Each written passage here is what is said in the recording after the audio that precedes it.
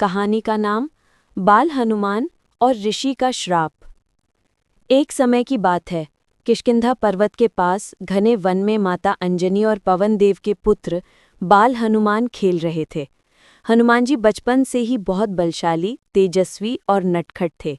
उनके अंदर अपार शक्ति थी और वे अपनी ताकत का अंदाज़ा नहीं जानते थे।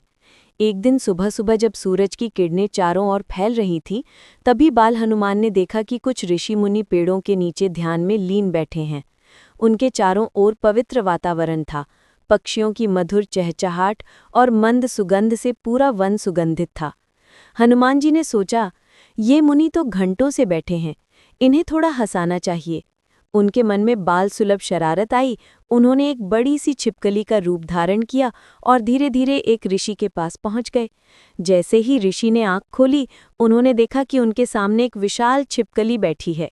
ऋषि घबरा गए और बोले, अरे, यह कैसी लीला है? इतना सुनते ही हनुमान जी हंस पड़े और बोले, मुनिवर, मैं तो अंजनी पुत्र हनुमान हूँ, मैं तो बस खेल रहा था। ऋषि को ये मजाक अच्छा नहीं लगा। उन्होंने गंभीर स्वर में कहा, बालक, तुम्हारे पास अद्भुत शक्ति है, पर तुम उसका उपयोग खेल खेल में कर रहे हो। ये ठीक नहीं है। इस प्रकार शक्ति का दुरुपयोग अहंकार को जन्म देता है।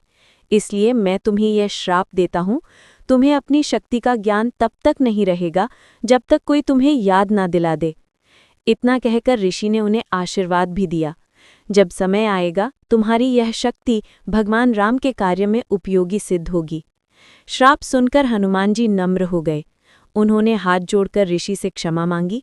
ऋषि ने उन्हें आशीर्वाद देते हुए कहा, वत्स, तुम्हारा यह श्राप वास्तव में वरदान बन जाएगा, क्योंकि इससे तुम्हारा अहंकार मिटेगा और तुम सदैव विनम्र रहोगे।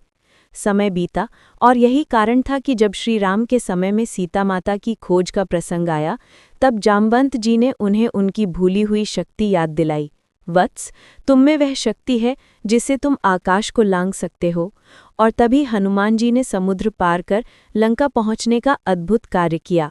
इस प्रकार ऋषि का श्राप ही वरदान बन गया। बाल हनुमान ने उस दिन से समझ लिया कि शक्ति का उपयोग केवल धर्म और सेवा के लिए करना चाहिए, न कि खेल या अहंकार के लिए। शिक्षा: अपनी शक्ति और ज्ञान का उपयोग सदैव अच्छे कार्यों में करना चाहिए, कभी भी उसका दुरुपयोग नहीं करना चाहिए, क्योंकि वही शक्ति किसी दिन समाज और धर्म की रक्षा में काम आती है।